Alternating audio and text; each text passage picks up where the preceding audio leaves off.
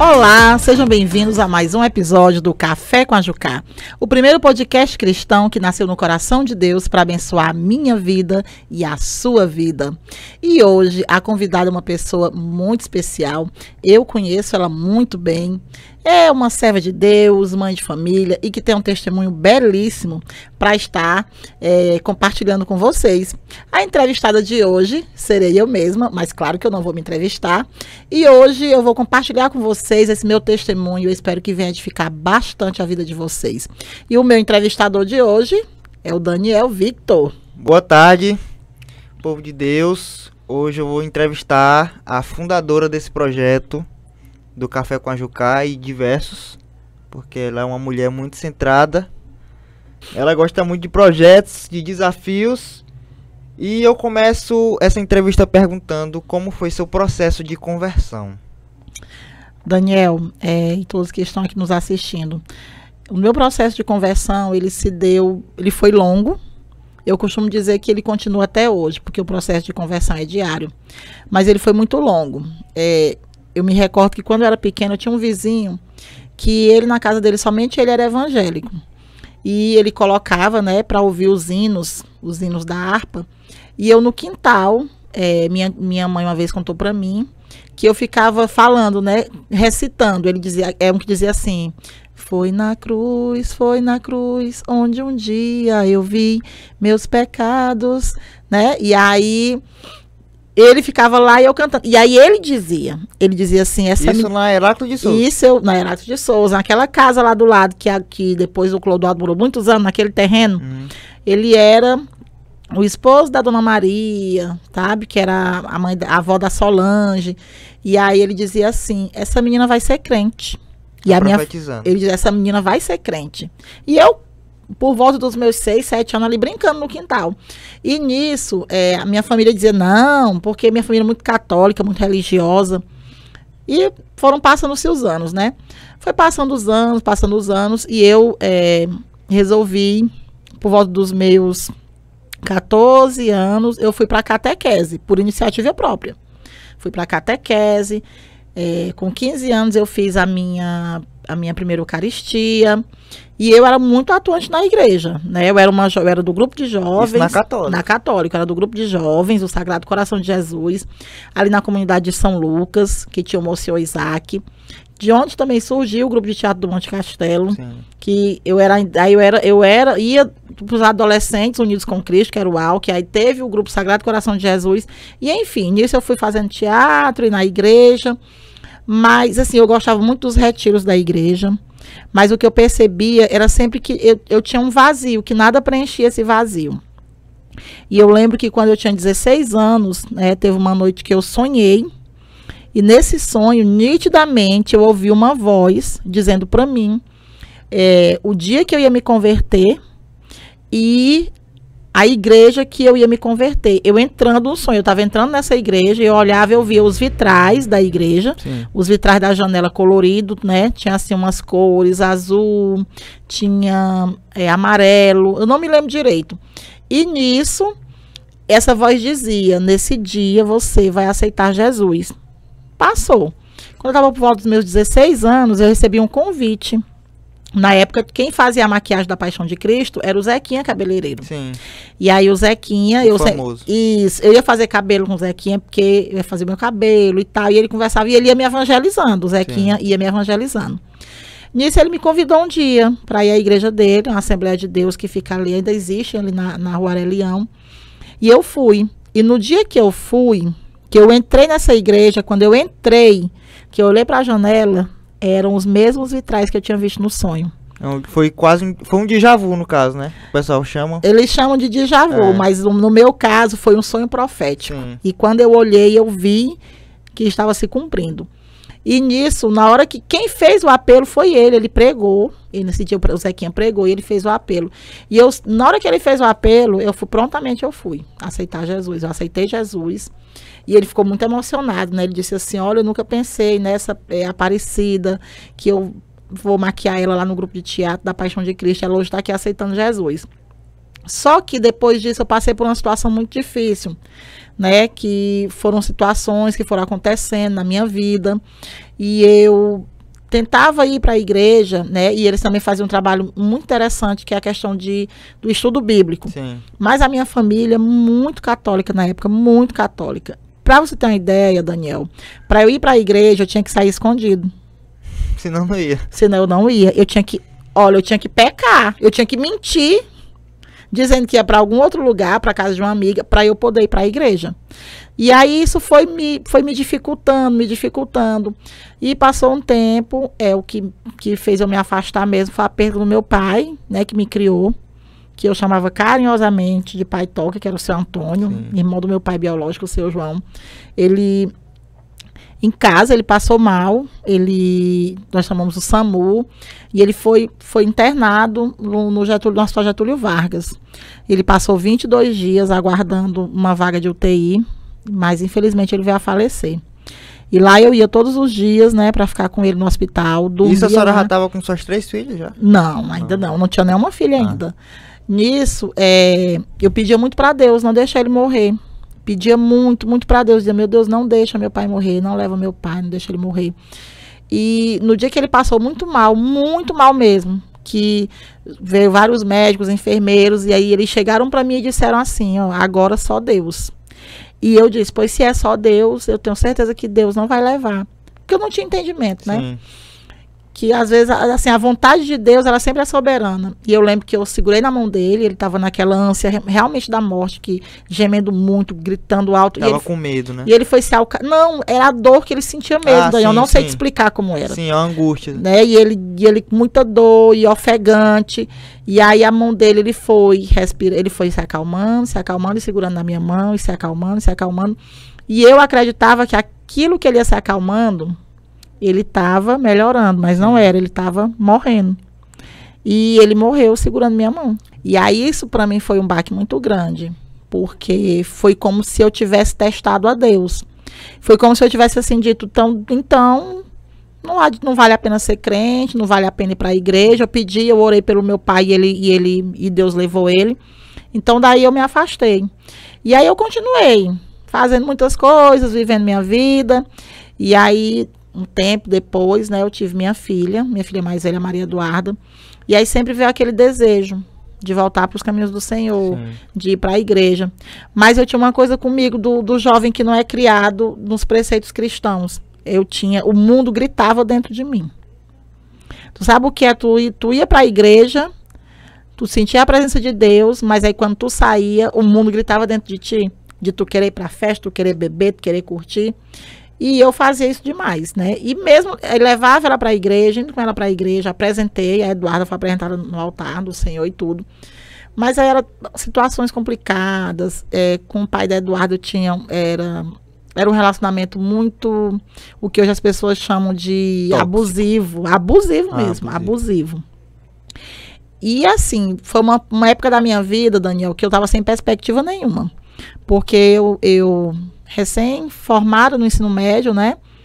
Trabalhando um turno. Eu trabalhava só um turno. E aí o que acontece? Eu dava aula de reforço em casa e tal. E aí aconteceu... Mas isso a senhora ainda não estava na faculdade, lá na Santo Agostinho? Não, ainda não. E aí nisso, né, veio outra filha, outra gravidez, a Fernanda. E também foi uma situação muito desgastante. Foi uma situação que eu tive assim, a Fernanda, a Eduarda eu tive pré-eclâmpsia, fiquei na UTI, né? E passei mais de 11 dias internada. E engraçado, né? Você, quando a pessoa não tem discernimento, tudo tinha a mão de Deus, né? Me livrou da morte, livrou minha filha da morte, porque estava correndo de risco de vida, eu e ela. As duas. E aí a Fernanda foi nasceu de 8 meses prematura, né? Não foi uma gravidez também muito fácil, também tiveram muitas situações que aconteceram. E aí eu continuei estudando, e aí questão de fazer faculdade, antes tive a Gabriela. Quando eu fui fazer a faculdade eu já tinha as 3. Eu passei 8 anos da minha vida sem estudar. No caso, depois que a senhora teve o Fernando, só passou 2 anos, não foi? Isso, eu passei o quê? Foram assim, anos. Foi praticamente, se você for contar, quando eu terminei meu ensino médio, foram 8 anos sem estudar, cuidando das minhas filhas, dando aula de reforço em casa, e eu tinha uma angústia tão grande dentro de mim, meu Deus, eu não arrumo emprego. Eu não arrumava emprego.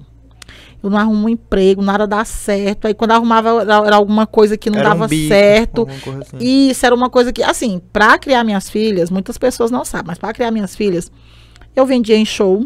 Tinha uma amiga minha que fazia salgado e tudo. A gente vendia em show. Tinha show gospel, ela me levava. E ela me chamava muito pra ir pra igreja, né? A gente vendia. Eu fui vendedora de porta em porta.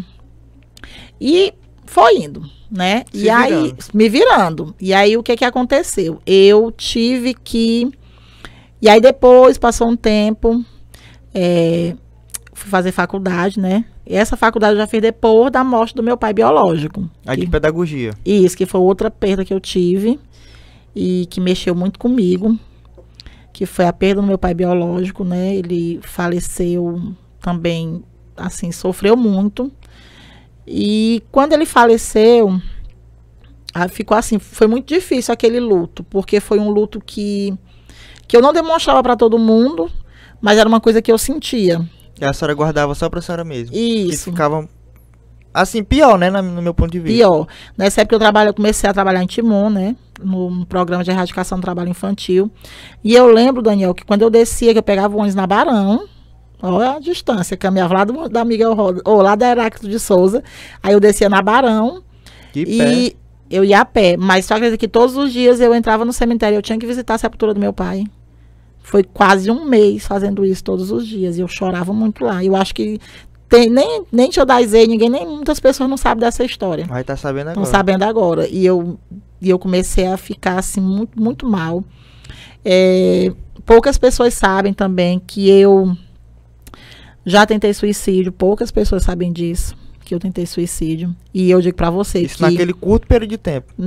Tudo foi nesse período. E aí, o que que acontece? Da pessoa de chegar pra você e dizer assim... Ah, é falta de Deus, depressão é falta de Deus. Ah, a pessoa se mutila, isso é falta de Deus. Não, gente. Não é só falta de Deus, é uma doença. Nossa, eram tantas situações que eu realmente cheguei a tentar suicídio. Às vezes a pessoa sai até de si. Você pensa que, não, eu me cortei, mas você vai ver, você nem percebeu o que tava fazendo aqui. Na realidade, eu ouvi a todo momento uma voz dizer que se eu fizesse isso, seria melhor para todo mundo. Aí dizia assim, dizia, pega, dizia como era que eu tinha que fazer, faz isso, faz aquilo, dizia assim, tua família vai chorar só hoje, depois todo mundo vai esquecer, vai acabar teu sofrimento e vai ficar tudo bem. Era o inimigo, né? E para você ter ideia. E assim, foram muitos anos, né, nessa luta mesmo, de tentar me firmar. E aí, para eu me firmar mesmo, deu muito trabalho, muito trabalho. Eu fui uma pessoa muito rebelde. Muito rebelde. Mas voltando lá naquele assunto, a senhora estudava, Uhum. trabalhava Uhum. e ainda buscava a procura do vazio, né? Sim, e nessa procura do vazio, eu visitei o espiritismo. Nessa procura do vazio, eu tentei voltar para a igreja católica. Nessa procura do vazio, eu fui para igrejas neopentecostais que pregam muita prosperidade, né? E nenhuma preenchida. Tem uma igreja muito famosa que eu passei um ano nessa igreja, mas eu passei um ano firme nela. Era de domingo, é aquelas que tem o culto meio-dia, tal, e eu ia a corrente da libertação, a corrente, entendeu? Pronto. Mas não tinha base bíblica. Não tinha base bíblica, né? E eu nessa minha luta constante para permanecer. Mas, ao mesmo tempo, eu sempre fui muito inconstante. Eu era inconstante. Hoje eu estava aqui, eu ia para a igreja, né? A não ser com exceção desse um ano que eu passei. E Sim. depois aí chegou uma época que eu saí dessa igreja neopentecostal e fui para outra. Pentecostal. Parecida muito com essa, porque depois eu descobri até que o fundador dessa tinha saído dessa que eu ia, que ela é a igreja do... Como é que eu posso dizer? Que eu sem eu citar aqui a denominação. É uma que a pessoa gosta de cantar, né? Estou seguindo a Jesus Cristo. Era assim. E aí eu comecei a ir para essa igreja. Foi mais um ano indo para essa igreja. Por quê? Porque eu dizia assim... eu não quero saber de ninguém me visitando. Eu não quero saber de ninguém vigiando minha vida. Eu quero estar numa igreja longe. Eu já havia visitado a igreja do Evangelho Quadrangular lá no Monte Castelo. Tinha ido a alguns cultos, eu frequentava e tinha me afastado. E as irmãs, elas iam direto atrás de mim. No mesmo bairro ali, né? Ah, meu amigo. Vizinhança. Olha, a irmã Sônia e a irmã Socorro Barroso. Eu fiz minha tia mentir demais pra ela, dizendo que eu não estava em casa. Quando eu via que era elas, eu corria, me escondia. Tu acredita? Eu me escondia. Tem hora que eu olho pra ela lá na igreja, eu fico assim, oh meu Deus do céu, Deus mandando as servas dele pra me socorrer, eu me escondendo. E isso nesse período que a senhora ficou nessa igreja durante 1 ano. Uhum. Aí a senhora ia trabalhar e estudar a igreja. Trabalhar e estudar a igreja. Sempre. Era trabalhar e estudar a igreja. Todo dia. E cuidar das minhas filhas. Todo dia. Todo dia. Eu não fazia outra coisa. E tu acredita, Daniel, que foi 1 ano que Deus supriu a minha vida, que eu sem trabalhar, assim, o trabalho que eu digo assim, formal. Sim. Era dando aula de reforço, ou fazendo esses bicos que eu fazia minhas vendas, eu vendia muito, eu vendia joia, semi-joia. Eu vendia muito. Acho que até hoje tem gente me devendo. Até hoje tem gente que nunca me pagou, pra ter ideia. Eu vendia muito. Sempre fui muito boa. Mas naquele tempo lá, a senhora se dizia realmente crente, assim, durante esse período de 1 ano? A senhora dava o dízimo, essas coisas certinho? Sim. E foi 1 ano que Deus, por mais que a igreja não tivesse base bíblica, foi 1 ano que Deus supriu todas as minhas necessidades. E quando eu menos esperava, alguém me chegava e dizia assim, olha, eu comprei essa sandália pra você. Aí a outra pessoa dizia, olha, eu comprei essa roupa aqui pra você. Parecido eu vi essa roupa, achei a tua cara e me dava. Do nada. Do nada, era uma coisa assim, não eram as pessoas da igreja. Eram pessoas que me conheciam, assim, do nada, chegava e me dava, entendeu? E não porque achasse que eu precisasse, porque aos olhos das pessoas eu não estava precisando, Sim. porque eu tinha minha família e tudo. E aí eu disse, meu Deus, eu disse, olha, esse sapato dá certinho pra ir pra igreja. Era assim. E aí, Daniel, eu passei por um longo período, e eu sempre fui uma pessoa que um ponto fraco meu se chamava relacionamento.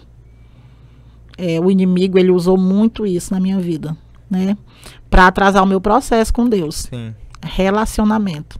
Por isso que eu sempre falo muito para as meninas hoje em dia tomar muito cuidado com que elas vão se relacionar. Porque um relacionamento errado, ele te tira da rota, te tira do propósito. Um relacionamento errado, além de te tirar da rota, te tirar do propósito. Ele ainda te muda. Não é nem questão de te mudar. Te tira da rota, te tira do propósito. Ele acaba contigo. Ele acaba. Ultimamente eu tenho visto muitos exemplos disso. De jovens com chamado, jovens com propósito. E por conta de um relacionamento saíram da sua igreja. Ou. Fica sugando a pessoa.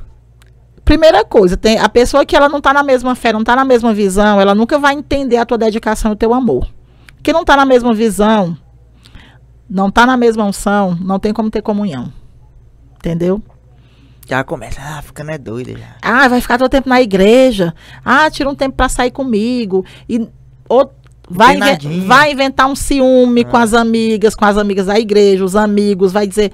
Eu conheço gente que proíbe a pessoa até de jogar bola com os amigos da igreja, que diz assim, não, vai jogar bola. Eu vi um comentário, a pessoa assim, no caso foi o homem, falou pra mulher, que ele não deixava ela ir pra igreja porque ela ia ficar olhando pros irmãos lá da igreja. Tá vendo? Acontece. E as pessoas, as jovens de hoje em dia, elas não veem isso. E eu digo pra vocês, assim, tudo que eu sofri na minha vida foi consequência das minhas más escolhas. Não é dizer, porque Deus é ruim, porque Deus não olha pra... Não, meu amor, a questão era eu sabe o que eu ainda falava, como eu era doida, eu dizia assim, enquanto eu não acho o certo, eu vou ficando com os errados.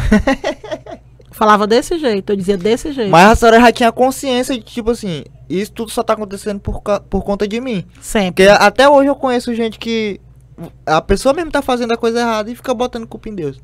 Eu não botava, não. E aí eu tinha um problema muito sério com bebida. Você era alcoólatra. Não, mas eu tinha um problema muito sério com bebida. Eu gostava muito de beber, muito mesmo. Se dissesse assim, bota uma cajuína numa cerveja, a cerveja, entendeu? Gostava demais. E aí chegou uma época que era assim, terminou o ensaio, tomar cerveja. Isso o ensaio da Paixão de Cristo. Isso, tava trabalhando lá em Timon, o pessoal lá de Timon, a galera terminou o horário de serviço, tinha um lugar lá chamado Geladão. Vamos lá no Geladão tomar cerveja, lá em Timon. Trabalhando na campanha política em Timon, terminava vamos tomar cerveja. Aí era assim. Qualquer coisinha. Acordou. Tudo era motivo. Se tava triste, era motivo pra beber. Se tava alegre, tinha que beber. Tudo era motivo. Entendeu? Mas ali a senhora, tipo, entendia que fosse um meio de preencher a senhora? Sempre. A bebida era a minha fuga pra preencher um vazio que só Jesus poderia preencher. E engraçado, né, que se ela assistir isso aqui, ela vai se lembrar muito, a Cláudia. Ela falava muito isso também. Eu e a Cláudia, a gente bebia muito junta e tal. Aí no outro dia, ela me ligava, Cida, eu tô com vazio. Eu dizia assim, aí eu dizia assim, Cláudia, eu também. Aí a gente fica, Cláudia, o que foi que eu fiz ontem? Ela, não me lembro nem o que foi que eu fiz. Meu Deus. Só pra tu ter ideia, era muita coisa, sabe? Muita coisa. E, Daniel, foi uma luta muito árdua mesmo. Só que aí você precisa da maturidade. Eu acredito que não seria preciso eu ter passado por tudo aquilo que eu passei. Mas hoje eu colho os frutos. Ah, tu colhe o fruto do que é ruim? Não, eu colho o fruto da experiência. Sim, do que a senhora aprendeu com tudo aquilo que a senhora viveu, passou. Passei e que não quero que outras pessoas passem. Por isso que eu sempre aconselho as jovens da igreja, digo, olha, escolha bem. Saiba esperar em Deus, ore ao Senhor, ore para que Deus coloque na sua vida um homem de Deus, tão apaixonado pelo reino, que ele vai orar ao Senhor para poder achar o teu coração. Às vezes, tipo assim, eu não sei como é que eu posso dizer, mas tipo assim, certo que Deus, ele pode ter, tipo, meio que escolhido a senhora para ter passado por isso, não por... como é que eu posso dizer? Não por próprio ensinamento. Tipo assim, ó, vai acontecer isso com a senhora, mas para você passar esse ensinamento para outras pessoas, para não ficarem nesse caminho. Talvez a questão mesmo de Deus é permissão. Sim. Deus deixou o livre-arbítrio. Então, Daniel, tem o caminho, você escolhe para onde é que você vai. Eu vou para a direita, eu vou para a esquerda, eu vou continuar seguindo. Mas é porque... é por isso que eu também, olha... Aí, é porque assim, como tem a má influência, também tem a boa influência. Tem a boa. E eu costumo dizer muito isso, né? Acho que é por isso que talvez eu seja, assim, uma pessoa direcionada mais na política de centro. Eu não sou direita nem esquerda, eu sou mais centro. Porque eu acredito que eu ir para a direita ou para a esquerda já é um desvio. Então eu prefiro me manter na reta, né? Me manter na reta. E é difícil, é muito difícil. Então, assim, a conversão é diária. Então, você que está nesse processo de conversão, você que foi para a igreja, aí você se desviou, e aí você está sem força para voltar, e você acha que você é a pior pessoa do mundo, que se você for para o culto, todo mundo vai olhar te julgando. Se você acha que não tem mais jeito para você, tem jeito. Tem jeito, porque eu te digo que se teve jeito para mim, que eu não vou nem entrar em tantos detalhes, para você também tem jeito. E não pense que ninguém vai te julgar, não. As pessoas não vão te julgar, as pessoas não vão te acolher, vão te abraçar. A gente sabe que nem todo mundo é assim, né? A gente sabe que há cristãos e cristãos, né? Mas o que a gente tem que ver é isso. O nosso alvo tem que ser Cristo, é não olhar para ninguém, é focar em Jesus. Daniel, foi um longo caminho, foi árduo, mas é o que eu vou te dizer, é o seguinte. E aí, depois de tudo isso, né? Eu tive uma experiência com Deus que eu considero até hoje, eu já tive várias experiências, mas eu considero hoje uma das maiores experiências que eu tive com Deus, que foi o fato da minha filha ter tido 3 paradas cardiorrespiratórias. Ah, Maria Gabriela. Isso, e ter voltado. Então, assim, coração parou, é como se fosse uma morte, né? Foi 3 vezes que ela foi e voltou. E isso foi o quê? Na véspera do aniversário dela de 1 ano, tudo arrumado, tudo preparado. O bolo já estava feito, o bolo estava feito só para ser confeitado, lembrancinha, tudo no ponto. Quando foi na madrugada, Isso já tinha sido preparado um dia antes. Tudo foi preparado um dia antes. À noite, o bolo, tudo foi preparado, né? Até o Evandro que fazia e confeitava os bolos muito bem, por sinal. E a gente passou a noite fazendo tudo. Eu já tinha, ao longo do mês, fazendo as lembrancinhas, sabe? Tinha que fazer toda aquela coisa, né? Encomenda tudo, as lembrancinhas e tal. E aí, o que acontece? Na noite, né, na madrugada, ela acorda como se fosse com uma tosse. E aí, eu percebo que ela vai ficando roxa. E eu começo a gritar, né? E aí, minha tia acorda e chega lá no quarto e a gente vê ela realmente desfalecendo, morrendo. E aí, minha vizinha na época, né, que era a Lena e o Clodoaldo, né? Uhum. E a Lena é enfermeira. E aí, eu gritando e tal, corro lá gritando, a Lena vem. Isso de madrugada. Madrugada. Quando a Lena vem, começa a fazer as massagens cardíacas nela. E eu lembro que eu falava assim, eu desviada.com.br, desviada toda, sem nunca mais ter pisado numa igreja, vivendo minha vida, sabe? Como se não houvesse amanhã. Eu lembro como se fosse hoje, que eu disse assim, bem alto, disse: Senhor, o mesmo Deus que ressuscitou Lázaro, que estava morto há 4 dias, vai ressuscitar minha filha agora. Isso já veio na sua cabeça, já o primeiro pensamento foi isso. E aí ela deu aquele fôlego. Quando ela deu aquele respiro, nós corremos. Aí o Clodoaldo, já com a moto lá fora, aí eu subo com ela no braço e vou pro hospital. E a Lena foi correndo atrás de camisola. Correndo atrás, e o povo.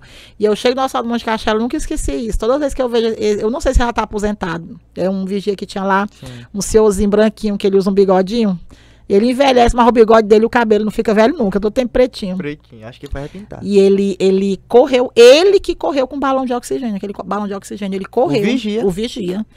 Eu entrei correndo, minha filha tá morrendo. E aí ele correu, nós botamos ela na maca, ele já foi botando, aí a médica correu, porque era de madrugada, a médica correu, a enfermeira, e ficou aquela multidão de gente em cima e tal, e me tirando. E todo mundo nervoso, e gente chorando, e minha tia chorava para um lado, mãe Marta chorava para o outro, e a Lena também ali preocupada, aquela agonia toda. E eu todo o tempo, Daniel, eu nunca duvidei. Surgiu uma fé dentro de mim que eu não sabia onde é que vinha. E eu dizia: ela vai sair daqui bem, ela vai sair daqui bem. E aí ela começou novamente. Teve outra parada cardiorrespiratória. Já no hospital? Já no hospital. E aí, como era de madrugada, tinha a questão da transferência para UTI. E eu lembro como se fosse hoje. Eu não sei se ela vai me assistir ainda um dia, essa doutora. Mas eu oro pela vida dela, a doutora Leiva, pediatra. Ela começa a ligar do celular dela para ver a questão de ambulância e transferência. E aí, no Hospital do Dirceu, no Cianca, eles tinha uma vaga, mas tinha a questão de troca de plantão e só de manhã. Aí teve esse intervalo, né? De 4 horas da manhã, de 5, de 6. Tem esse hospital? Tem, sim, muito bom, por sinal. E aí o que aconteceu? Ela pegou, conseguiu uma ambulância do SAMU para ficar lá de plantão, na porta do hospital. E ela disse: você só vai sair daqui com essa criança. E aí, quando o dia amanheceu, fomos nós lá pro Hospital do Dirceu. E eu lembro que, né, o Evandro tava chorando muito, o pai dela não conseguia. Nervoso. Não conseguia ir na ambulância, quem foi o Evandro comigo. E o Evandro chorando, e eu dizia assim: calma, Evandro, te acalma, vai dar tudo certo. No caso, na situação, a senhora que era pra estar mais nervosa, isso, tava calma. Mas era todo mundo chorando, todo mundo. E eu calma. Aí nisso de manhã já tinha chegado a CREA, o povo todo mundo chorando. A CREA, o João, que era a minha prima, né? A CREA, o João, e eu lá, confortando ele. Eu que tava confortando todo mundo. O padrinho dela, na época, o Bonifácio, a Tatiana, e eles todos choravam e desesperados. Eu: calma, gente, vai dar tudo certo. Aí entrei na ambulância, fui. Quando nós chegamos lá no Dirceu, que ela já foi encaminhada para UTI, eu vi aquela correria de enfermeiro e de médico passando. E eu lá esperando. E aí ela deu outra parada, a terceira. E essa ela quase não volta. E aí eu lembro que a médica chegou para mim e disse assim: olha, quase que tivemos que entubá-la, mas ela voltou. Agora ela disse, é esperar as primeiras 24 horas. E lá é um hospital, eu não sei se ainda é assim, mas lá era um hospital muito acolhedor com essas mães. Porque tem um hospital que a mãe fica fora, a mãe fica querendo saber notícia. Lá não, lá eles têm um quarto reservado, com umas cadeiras, com umas poltronas mais confortáveis. Então, a mãe que tinha uma criança na UTI, ela podia ficar lá no hospital, porque a gente quer estar perto. E aí eu fiquei lá, né, lá e tudo. E aí eu lembro que quando eu pude ver a Gabriela, entrar para ver a Gabriela, já foi no finalzinho da tarde. Ela toda com oxigênio, toda amarradinha, toda... Vocês sabem aquela cicatriz que tem nela ali, foi uma medicação, né? Que vazou e queimou. Sim, ela me fala. De dentro para fora. E aí lá nesse hospital, nisso eu lembro que todas as vezes que eu entrava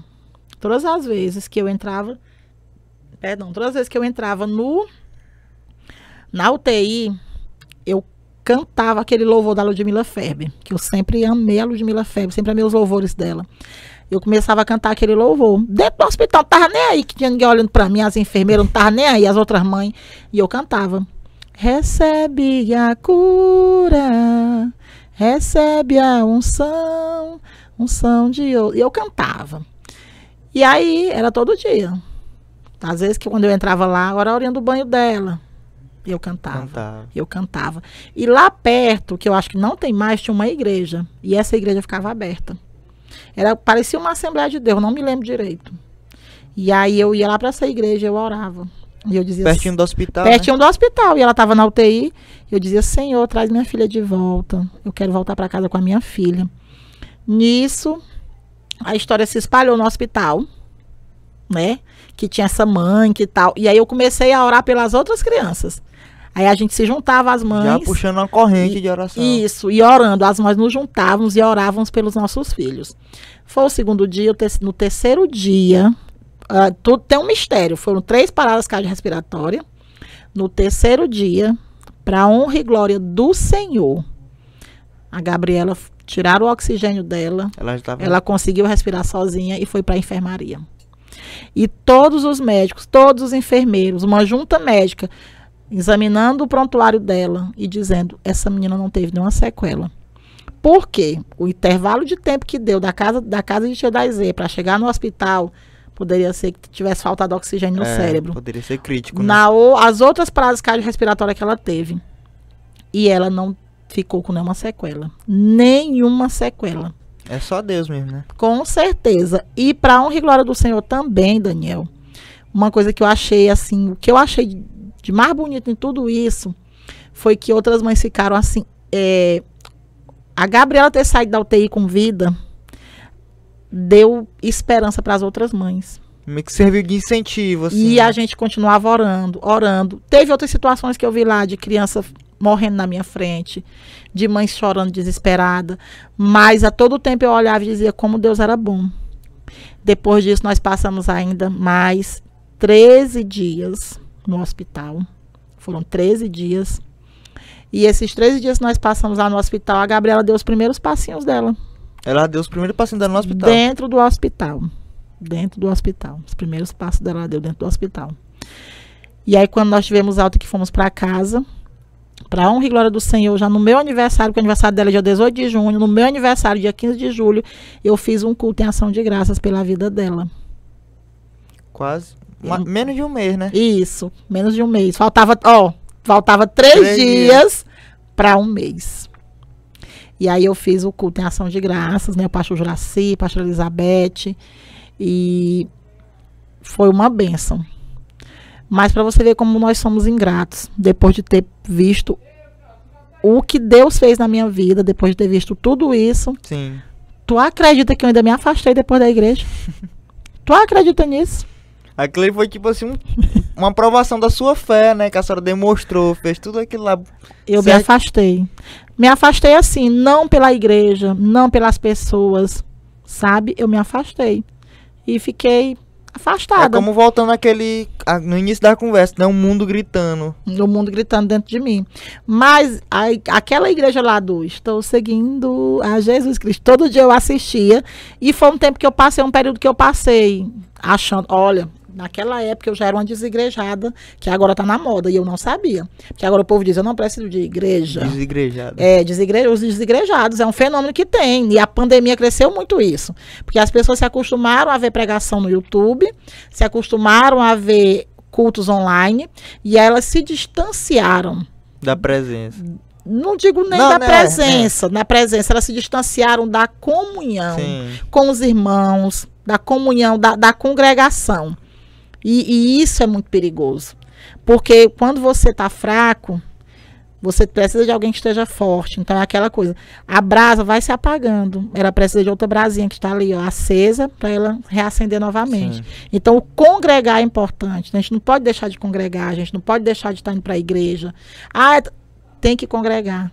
Quantas vezes eu vou para o culto sem a menor vontade, e aí quando eu chego naquele culto que eu não queria ir, é onde Deus mais fala comigo.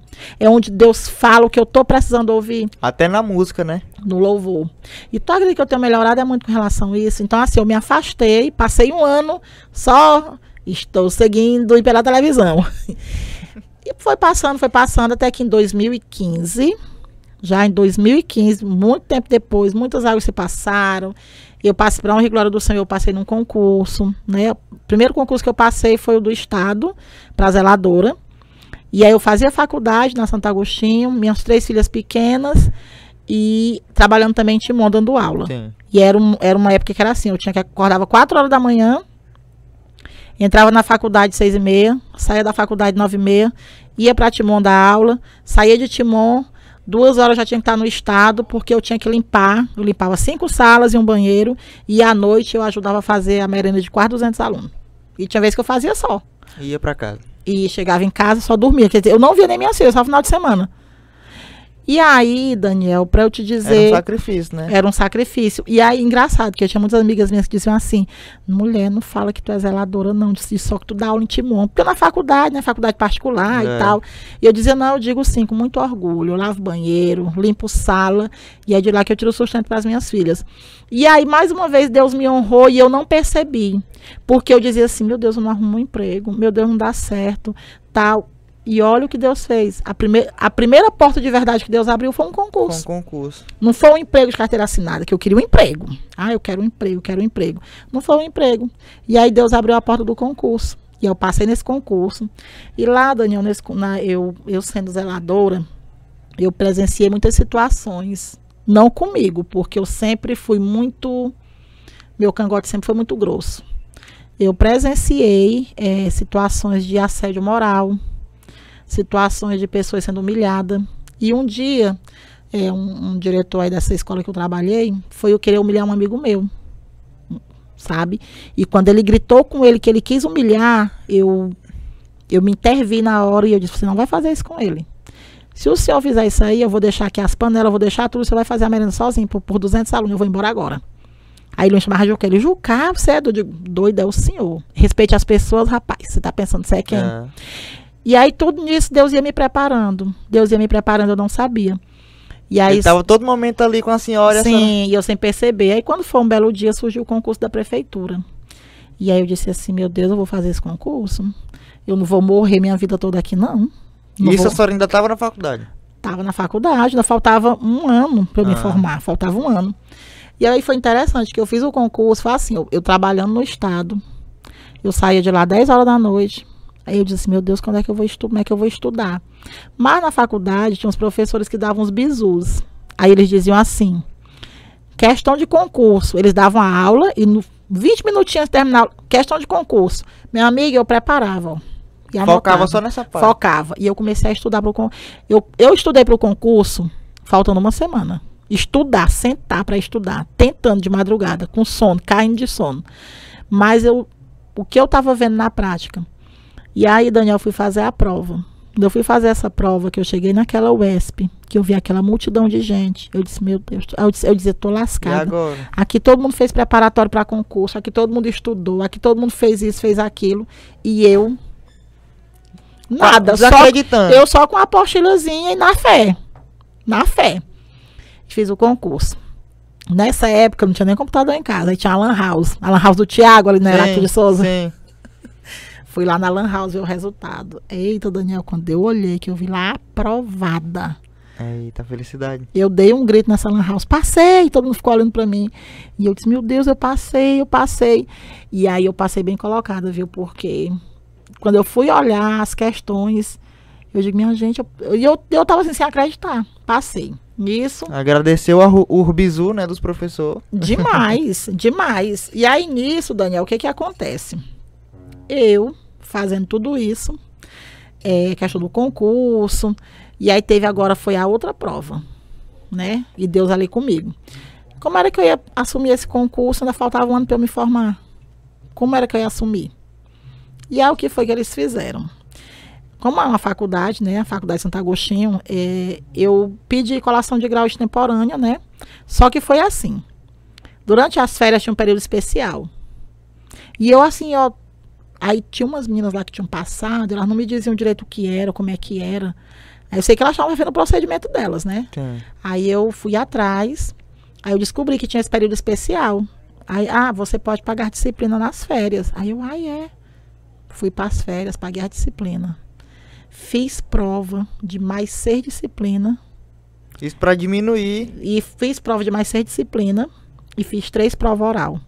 Pronto. E aí, dentro de um mês, tinha que apresentar minha monografia. Um mês. Isso tudo para substituir como se fosse um ano que tava sobrando. Exatamente. Aí eu corri atrás. E fazer minha monografia. Junto com a Nayane, com a Regina, e eu correndo com as meninas, e a Diana, e correndo atrás.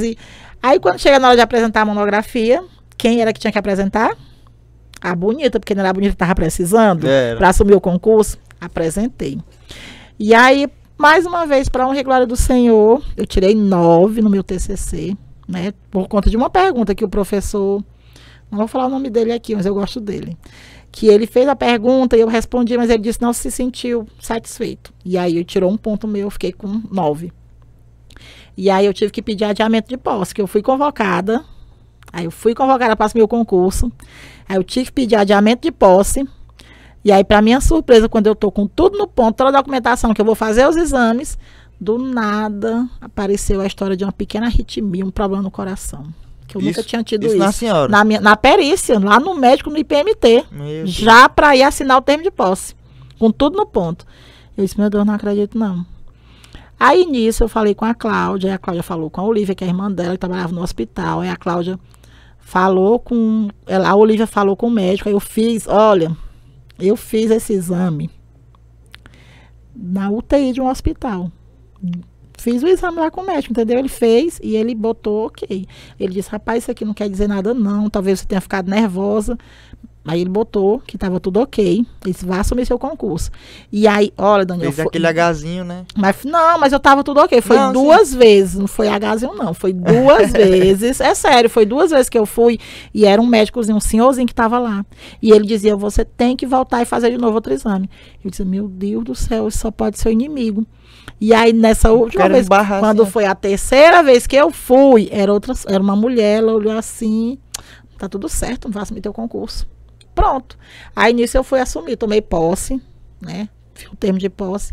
E aí, fui ser lotada numa escola, passei 6 anos nessa escola, sendo professora do 2º período.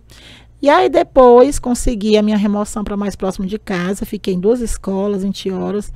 E aí, o resto da história, você sabe, algumas pessoas não, né? Eu fui eleita, né? Meu primeiro mandato para diretora. Já estou no meu 2º mandato. E assim, de lá para cá tem sido Deus realmente na minha vida. E aí, se você me perguntar, em todo esse processo, Deus esteve comigo. E eu sempre fui muito ingrata, porque eu não retribuía. Aí, em 2015, que foi o primeiro mandato do pastor Denis lá na Igreja do Evangelho Quadrangular, eu voltei, me reconciliei. Sim. Fiz encontro com Deus, tinha célula, era atuante, tal. Aí, pra gente que é assim, era como se eu fosse uma nova convertida, porque eu estava realmente tendo meu primeiro amor. Estava sendo cuidada, discipulada. E aí foi aquele baque, né? A transferência do pastor Denis. Foi um baque. Não só para mim, mas como para todo mundo. Eu também fiquei... Nós não tínhamos sabedoria, porque assim, a gente tem... Por mais que eu ame meu pastor, né? Eu amo o pastor Denis, a pastora Patrícia, eu sou assim, apaixonada por eles. Todo dia eu oro a Deus, agradecendo por todos os ensinamentos, por tudo. Né? Hoje, se eu sou o que sou, em primeiro lugar, eu devo a Deus e aos ensinamentos do meu pastor e da minha pastora. E aí, Daniel, e o outro pastor não era ruim, não. O problema estava comigo, porque eu não estava firmada realmente em Jesus. E aí eu ainda fiquei naquela labuta de ia, não ia, até que eu me afastei. Me afastei um pouco. E aí eu lembro como se fosse hoje, a Débora foi lá em casa me visitar, eu já afastada. Isso em 2016, né? Não, já foi depois, eu fiquei afastada. Afastada mesmo. Aí a Débora, e eu visitei muita igreja, nesse período que eu estava afastada. Só que toda igreja que eu chegava, eu não me identificava. Aí eu ia numa igreja, o louvor, aquela coisa, não me identificava. Não casava, né? Não, eu dizia assim, não é pra mim não, aqui não é meu lugar não. E eu gostava da Quadrangular, mas olha, na época eu criei um ranço dos irmãos, tu acredita? Eu criei um ranço que eu não podia nem ouvir falar em Quadrangular. Aí eu ia pra igreja, eu tentava ir pra igreja, mas quando eu ouvi o louvor, eu disse assim, meu Deus, não aguento esse louvor de novo, já tá com 1000 anos, é a mesma noite fria. Quando a noite fria... Aí eu dizia, não, meu Deus, não aguento, sabe? Aí eu ficava. Mas o problema, meu querido, se você estiver passando por isso, o problema não está na igreja, o problema está em você. Você que não é sarado, você que não é liberto, então você que tem que procurar e buscar.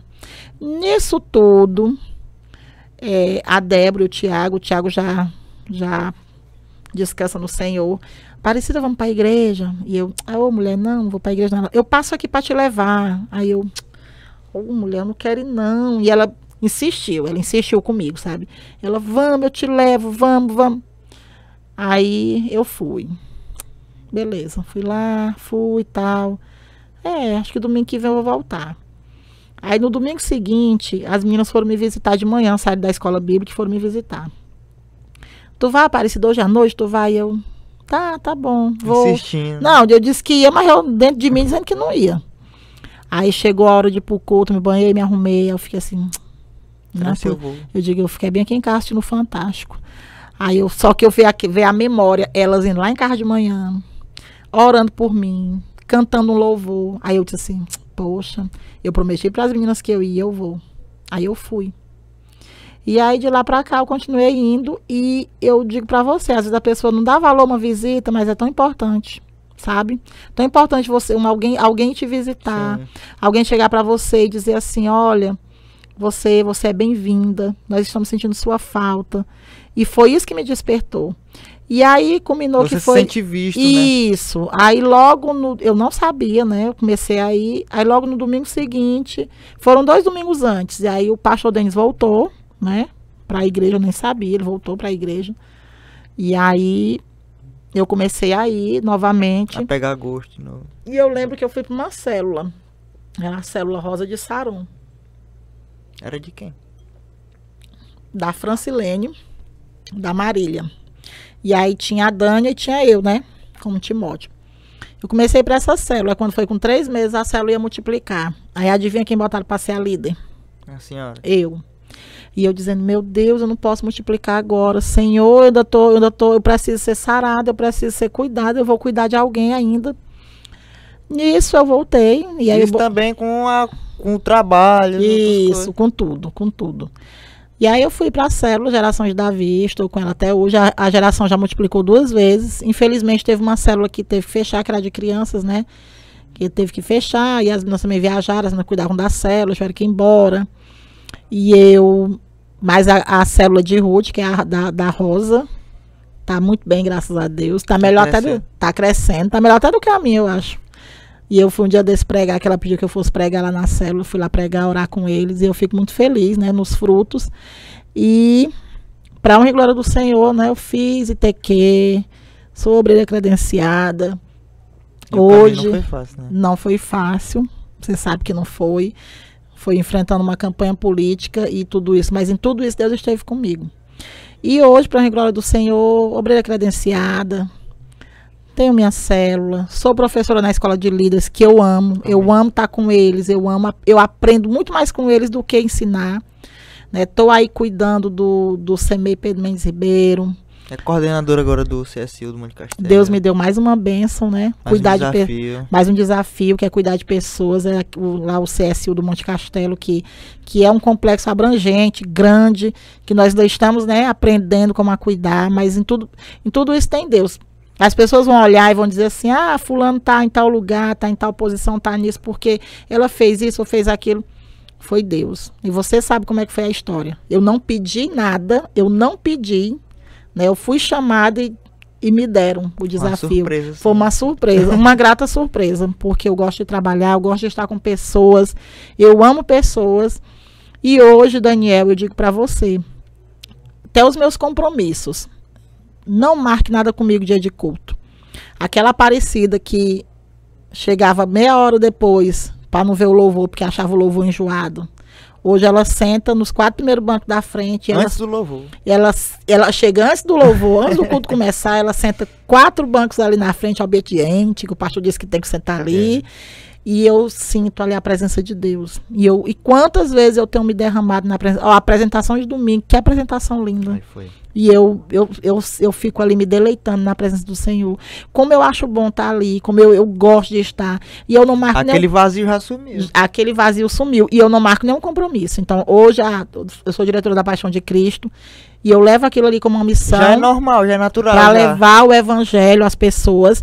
Mas você percebeu que eu fui tirando e eu não marco nem ensaio, nem compromisso pro dia dos meus cultos. Que já normalizou, já é uma coisa comum pra senhora. Isso. Se chegar um culto, se eu faltar um culto é porque eu tô doente, ou realmente teve alguma situação, mas eu não falto. E se me entregar uma missão e disser assim, faça, e eu disser que eu vou fazer, eu vou dar o meu melhor. E nisso tem sido tudo, no meu trabalho, na minha casa, na minha família, tudo eu tenho feito com excelência para Deus. Então, assim, esse foi o meu processo e é o meu processo de conversão diário. É essa pessoa que todo dia procura melhorar, uma pessoa que hoje quem olha para mim diz, meu Deus, é aquela louca que ficava lá no McLanche bebendo, gritando, falando alto. É aquela. E aí hoje tem situações que a pessoa chega, falta pouco, a pessoa fala, quer brigar, e eu só digo assim, calma, respira, vamos conversar. A maturidade que precisava naquele tempo hoje já tem de sobra. Graças a Deus, mas tudo é Deus, Daniel, tudo é Deus, tudo. Tudo é Deus. As filhas que eu tenho, o meu casamento, tudo Deus restaurou na minha vida, tudo. Tudo Deus restaurou. A partir do momento que eu decidi priorizar Deus e as coisas de Deus, Deus começou a cuidar do restante. Isso foi de pouquinho em pouquinho. A gente foi vendo. Isso foi um árduo caminho. Dos 16 anos pra cá, eu falo minha idade, não escondo pra ninguém, eu tô com 46. 30 anos. 30 anos. Mas hoje eu posso dizer pra você que eu vivo o evangelho pleno e eu posso dizer pra você que aquele vazio que eu procurava preencher na bebida, em relacionamentos, em farras, em shows, eu não tenho mais. Ele já foi preenchido. Hoje eu não sinto vazio nenhum. É forte, né? Pois então, pessoal, esse foi mais um episódio. Eu vou passar a palavra aqui para a nossa fundadora do projeto, a proprietária do Café com a Jucá, a empresária, Aparecida Jucá. Pessoal, vocês podem até estranhar, que uma vez eu fui entrevistada aqui pela minha filha, Maria Eduarda, mas foi contando como seria o podcast, né? Como é que eu tinha nascido esse projeto. E hoje, eu acredito que Deus preparou esse momento, né? Hoje nós teríamos um convidado, não vou mentir para vocês, teríamos um convidado, teve um imprevisto, e aí eu disse assim, Daniel, bora, tu vai me entrevistar. Eu vou contar meu testemunho, já que eu pego o testemunho das pessoas, hoje eu vou contar um pouco do meu testemunho, e eu quero muito que esse meu testemunho tenha alimentado sua fé, tenha te fortalecido, que venha abençoar a sua vida. Se você ainda não é inscrito no nosso canal, vai lá, se inscreve, ativa o sininho.